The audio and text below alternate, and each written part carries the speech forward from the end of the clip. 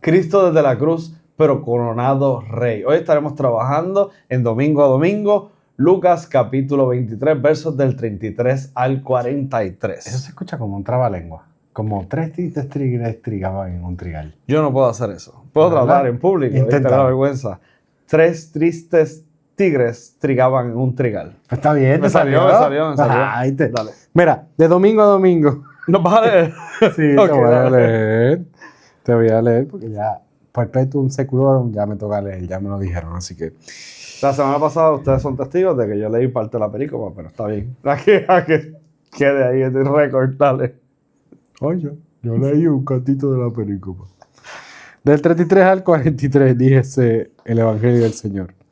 Y cuando llegaron al lugar llamado de la Calavera, le crucificaron allí y a los malhechores, uno a la derecha y otro a la izquierda. Y Jesús decía, Padre, perdónalos, porque no saben lo que hacen. Y repartiendo entre sí sus vestidos, echando suertes. Y el pueblo estaba mirando. Y aún los gobernantes que se burlaban de él, diciendo, a otro salvó, sálvese a sí mismo, si este es el Cristo, el escogido de Dios. Los soldados también le escarnecían, acercándose y presentándole vinagre, y diciendo, si tú eres el rey de los judíos, sálvate a ti mismo. Había también sobre él un título escrito con letras griegas, latinas y hebreas. Este es el rey de los judíos.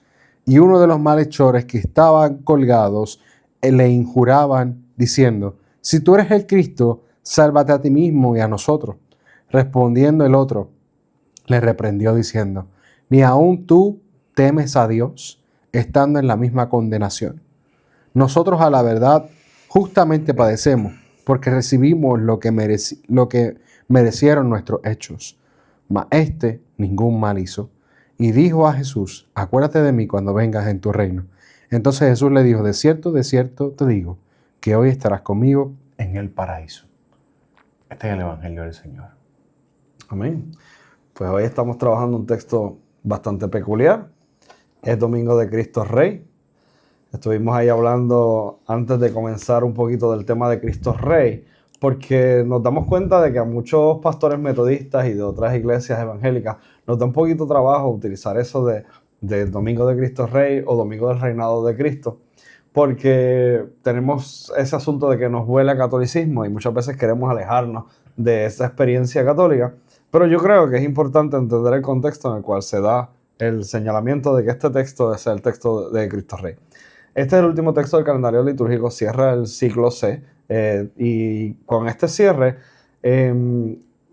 cuando en un momento histórico bien turbulento, en la década del 20, recién salido de la Primera Guerra Mundial, el Papa Pío XI hace una encíclica donde nombra este fin del calendario litúrgico como el Domingo de Cristo Rey, haciendo un énfasis importante que yo entiendo que en este tiempo es un énfasis más importante que en muchos otros tiempos. Quizás no que en el contexto en el cual fue dado, pero en nuestro tiempo definitivamente estamos en un momento histórico donde hace falta enfocarnos en que Jesús y el mensaje de Jesús tiene una culminación del tiempo. Y por eso, al final del calendario litúrgico, a modo de resistencia de todos los procesos sociales donde estaba habiendo un resurgimiento del fascismo, donde estaba habiendo tanto desarrollo de la negación de la fe, el Papa Pío XI establece el fin de la historia al final del calendario litúrgico con la figura de Cristo. Algunas personas creen que esto es algo que es bien antiguo, es relativamente reciente, pero aunque viene de la tradición católica, yo creo que es algo que amerita rescatarse. Y entonces sabemos que estamos al final del ciclo del calendario litúrgico. Ya el domingo que viene empezamos con una de las temporadas más bonitas, uno de los tiempos más bonitos de la fe cristiana, que es el tiempo de Adviento, pero cerramos con Cristo como Rey. Y entonces el texto es bien interesante porque de los tres textos del calendario litúrgico que establecen el cierre del calendario litúrgico, este para mí es uno de los que más claramente se ve la cuestión del reinado de Jesús. ¿Qué tú piensas? Pues primero, nunca había pensado, si te soy sincero, la situación de que como parte del calendario litúrgico, pues como que eso de Cristo Rey y que fue en el 1920. Jamás en la vida lo hubiese pensado si no fuese porque estábamos hablando de esto y dijimos, ¿de dónde es que sale? Y fuera de ahí, me parece bien interesante la idea de poner como un cierre de un ciclo y más en el contexto histórico que está pasando dentro de que se están levantando muchos grupos fascistas, nacionalistas después de esa guerra de 1920 y es con la intención de decir, bueno, pues ¿cuál es la posición de la iglesia en este tiempo? Y terminan diciendo, la posición de la iglesia es que Cristo es el Rey, ¿no? Y en medio de esa crisis, recientemente salió que en Estados Unidos solamente el 48% de las personas se consideran que practican alguna fe. Así que en ese sentido se parece un poco al tiempo que pasó en el 1920, la situación de que, no de la guerra, sino de la situación que resurge en cómo vemos la vida y cómo vemos la fe. Así que la iglesia pueda decir en este tiempo, como cierra el calendario litúrgico, Cristo es el Rey, es un llamado entonces no solamente a cómo nos expresamos nosotros y cómo vemos a Dios, sino cómo presentamos a Dios al mundo y cómo enseñamos esta idea de Cristo Rey en la vida. Y yo creo que es importante entender la cuestión de las temporalidades. Si creo que la Primera Guerra Mundial se acaba en el 19, es en el 25 que se le nombra de esta forma a este cierre del calendario litúrgico. Y hace falta a veces un poquito de distancia dentro de los procesos históricos para entender el cierre o principio de un ciclo. Y en alguna medida nosotros estamos en ese momento. Nosotros estamos con el advenimiento de las inteligencias artificiales, con el choque cultural que las tecnologías y las redes sociales y todo eso han desarrollado. Y en este punto nosotros estamos en esa coyuntura histórica donde podemos ya darnos cuenta de que tenemos un pasado donde se ha cerrado un ciclo y lo que avecina, no hay idea de, nadie sabe obviamente hacia dónde se dirige, pero lo que se avecina nos da, a muchas personas nos da preocupaciones. Es bien interesante que el calendario litúrgico nos está dando estos textos que, por ejemplo, el del domingo pasado nos hablaba de la caída de la destrucción del templo, una visión apocalíptica, nos habla del final del tiempo, y entonces nosotros estamos al final del ciclo del calendario litúrgico reflexionando a lo que ha sido la experiencia de la cristiandad de nosotros durante este año y caminando hacia un nuevo ciclo del calendario litúrgico, celebrando en este cierre que Cristo es Rey. Me encanta que acabamos de hacer un análisis canónico del calendario litúrgico ahora mismo. Muy interesante, sin haberlo Eso no lo habíamos planificado. Sí. Me parece muy interesante. Pero entrando al texto, ¿qué te parece este texto de hoy? Mira, un texto extraordinario, un texto poderoso, un texto doloroso. Es un texto que a mí todavía yo lo leo y me parece bien chocante. Porque ¿Qué te choca? Pues, hermano, en mi humanidad yo no puedo entender cómo Jesús pide que tenga... El versículo 34, Padre, perdónalos porque no saben lo que hacen. Sí. Y repartieron, ahí mismo él diciendo eso y ellos están repartiendo los vestidos de él. Exactamente. O sea, tú estás ahí en la cruz y tú estás viendo a esa gente que está mofando de ti. En dolor absoluto. Sí. Porque la gente... En un dolor, de hecho se inventaron esta palabra excruciante para describir el dolor de Jesús. Okay. Eso? No lo sabía. Pues ese dolor excruciante se lo inventaron para poder describir cómo era el dolor de una persona que era crucificada. Porque dentro de eso no solamente era el dolor de la presión, y esto un hint aquí de Viernes Santo, en el hecho de la crucifixión no solamente es el dolor de que sí, tienen los clavos en sus manos y en sus pies, no solamente es el dolor de que estás colgado en el madero, sino que es la presión constante que tienes a través, después de los latigazos que tienes en la espalda, con todas tus heridas abiertas, porque en medio de los látigos tenían unas pullitas o unas bolitas de metal, a veces eran con hueso, a veces eran con metal. Creo que se llama escorpión eso. Que agarraba la piel. Yeah. O sea, tienes eso con el madero en la parte de atrás en tu espalda, pero no puedes respirar, porque la presión que pasa en el madero no te deja respirar y tiene que entonces el que está crucificado levantarse para poder respirar, que no le haga entonces la presión en el pecho, pero está haciendo toda la presión en sus brazos y en sus piernas para poder levantarse y poder respirar. Pero si no hace eso, es un instinto natural del cuerpo para no morirse sin aire, no asfixiarse.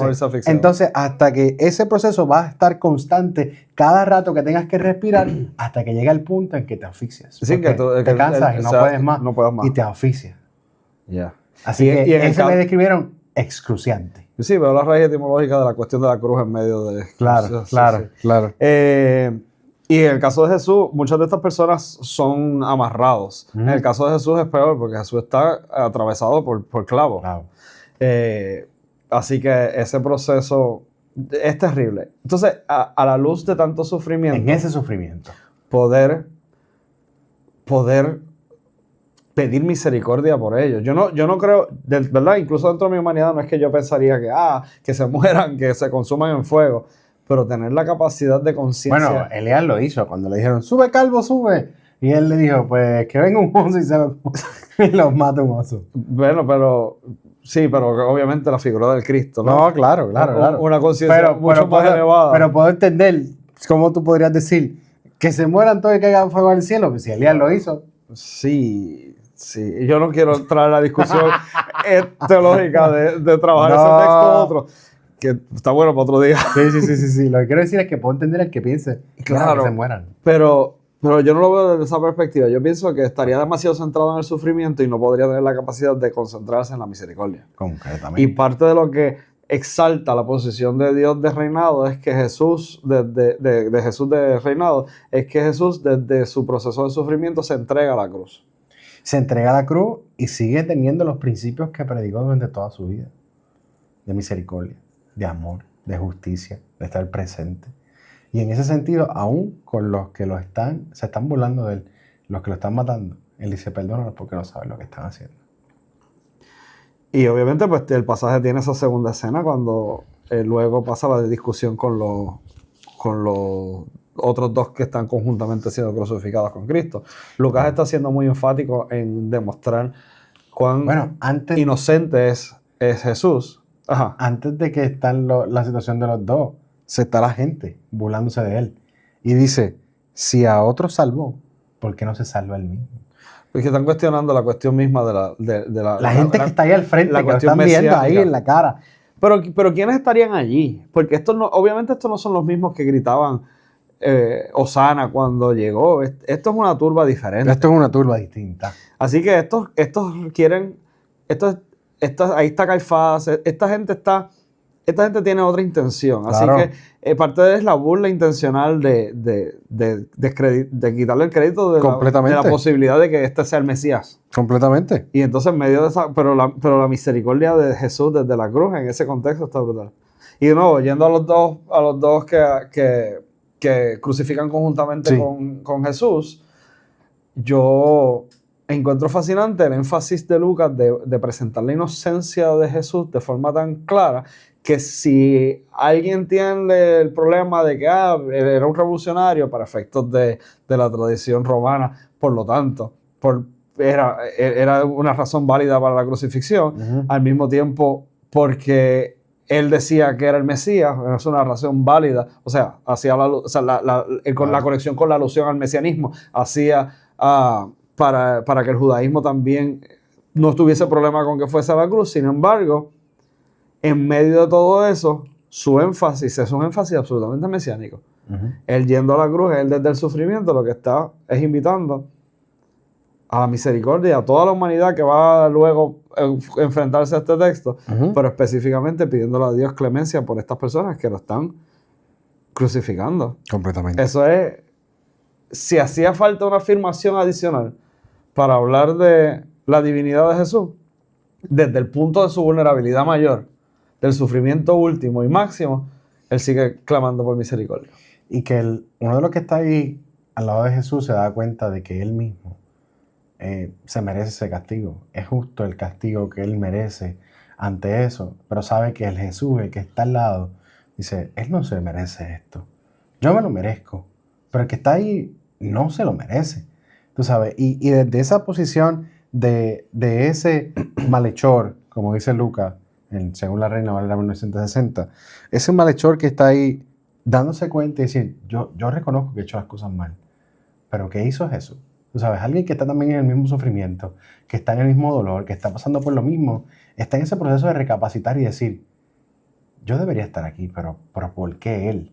Y ese aspecto de ese diálogo en Lucas que quiere traer en medio de este discurso, da luz entonces al otro discurso del que está al otro lado, que es quien se burla, ¿no? Desde la otra perspectiva, ¿no? Tienes al que reconoce y tienes al que se burla, y en el mismo medio tienes ¿a quién?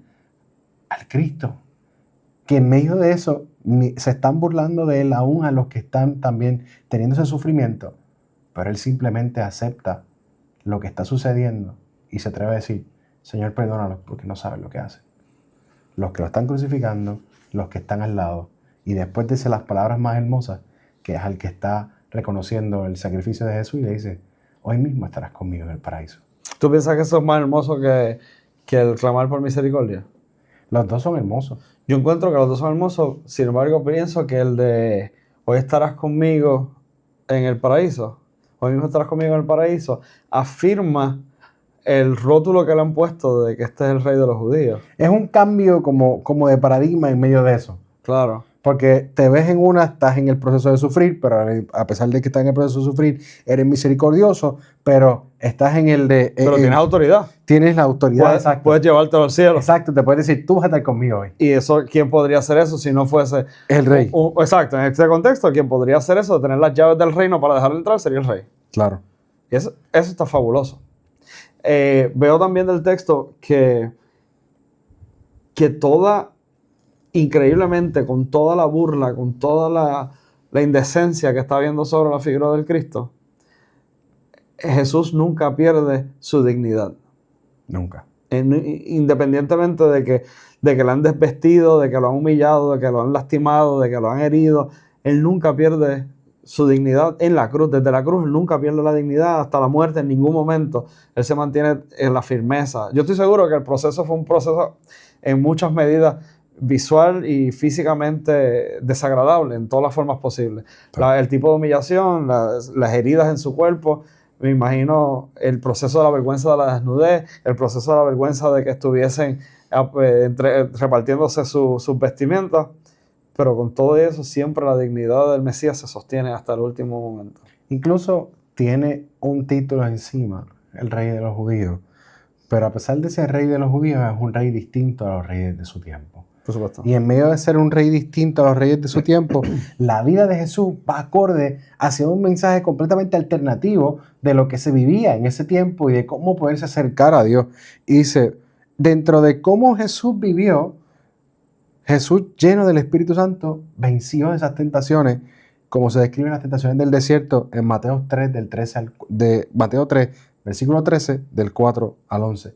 Así que ese mismo Jesús también enseñaba a vivir de acuerdo con la voluntad de Dios, como se ve en las bienaventuranzas, porque Jesús priorizaba a las personas y a sus necesidades por sobre costumbres y leyes religiosas, como se ve en la curación del hombre con la mano seca en el día del leproso.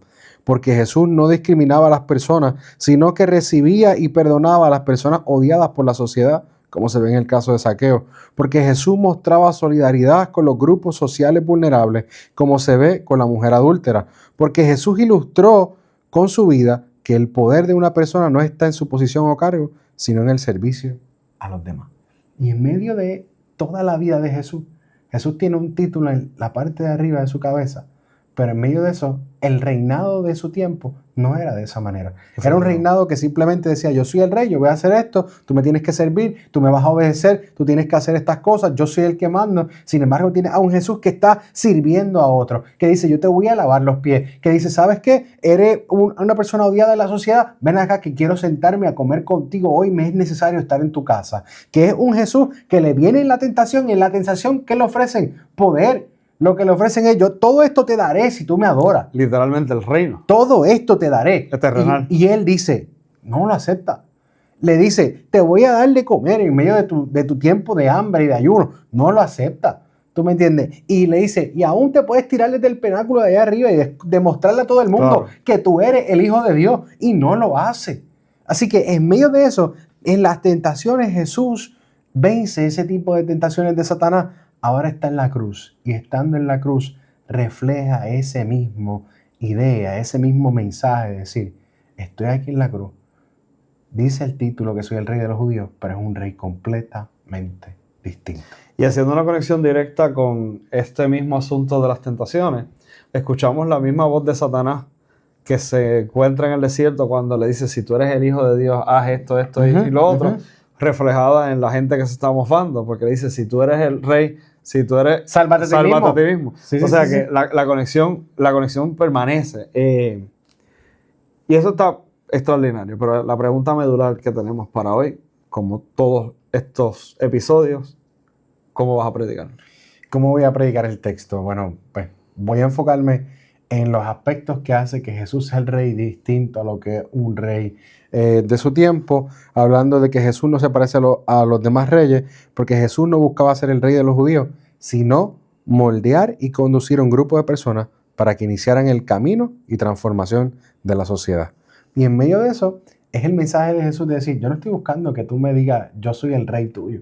Yo estoy buscando que tú cambies tu manera de vivir. Amén. Y en ese sentido, como ese rey que nosotros llamamos hoy y podemos afirmar Jesús es el rey, nos invita no a que esté en una posición allá arriba de reinado, como vemos al rey de España y como vemos a los demás, como que hay con mucho poder y con mucha autoridad, sino que podamos ver a Jesús y decir, ese es el que me está enseñando que mi vida tiene que ser transformada a través de seguir sus huellas y sus pasos.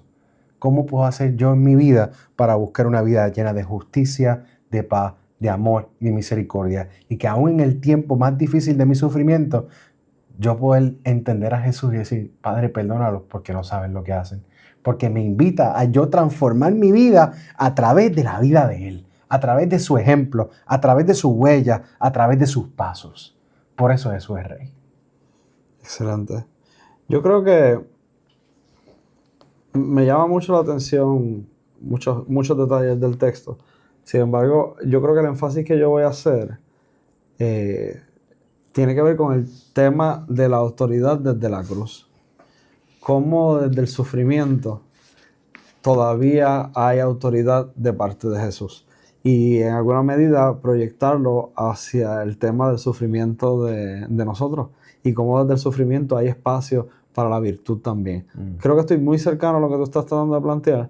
Lo de dejar un giro como el siervo sufriente, en ese sentido. No lo voy a llevar no lo voy a llevar hasta allá, porque lo voy a dejar en los ojos de Jesús. Okay. Jesús desde el sufrimiento de la cruz sigue hablando con la autoridad del cielo. Claro. Y nosotros desde el momento de la vulnerabilidad máxima, en nuestros procesos de enfermedad, en nuestros procesos de duelo, en nuestros procesos de dolor en general, todavía podemos hablar con la virtud del cielo. Claro. No tenemos que deshumanizarnos, porque quiero hacer un énfasis en la dignidad del Cristo en la cruz, inclusive desnudo, vejado, claro, humillado, golpeado. Claro. Y nosotros podemos mantener, porque en última instancia, muchas veces cuando yo presento el texto a la iglesia, mi intención es cómo nosotros podemos emular a Jesús de forma efectiva. Y en ese sentido, pues veo la conexión, se me hace fácil ver la conexión de, incluso en el mayor de tus sufrimientos, nosotros podemos apelar a los valores que Jesús presenta y mantenernos con dignidad y comportarnos con la carta del cielo, no necesariamente con la humanidad con la que querríamos responder. Y podríamos entonces llegar a la misma conclusión que tú llegas, de por difícil que sea, de Señor, perdónalos porque no saben lo que hacen. Y eso se ata con el sermón del domingo pasado, donde el texto bíblico nos recordaba y nos decía, aun cuando te busquen y te enjuicien y estés dentro de los diferentes lugares, eso será para dar testimonio. Durísimo, no vi la conexión. Así que no perder esa identidad de quiénes somos aún en medio del sufrimiento y el dolor, es el recuerdo de decir, cuando lleguen estos momentos duros, no pierdas esa oportunidad, porque en ese momento es un tiempo de dar testimonio. Amén. Aunque seas odiado por los demás. Eso está espectacular. Gracias al sermón, tenemos para el domingo. Familia, amigos, iglesia, ya lo ven, este es el nuevo episodio de Domingo a Domingo. El tercer episodio. Tercer episodio. Ya terminamos, técnicamente ya terminamos un ciclo litúrgico completo. Wow, la verdad que estamos muy duros. Solamente nos faltan 3 años. Ya no hay que volver a hablar de Lucas. Ya no hay que volver a hablar de Lucas. De aquí a 3 años más. De aquí a 2 años más, el tercer año nos tocaría esa ronda de nuevo. ¡Qué fuerte! Wow. Pues, familia, domingo a domingo, mi nombre es Samuel David Febocoto, Iglesia Metodista Villa Fontana. Luis Santiago Torres, Iglesia Metodista La Transfiguración en Santurce. Los veo, corillo. Nos vemos el próximo miércoles. Bendiciones.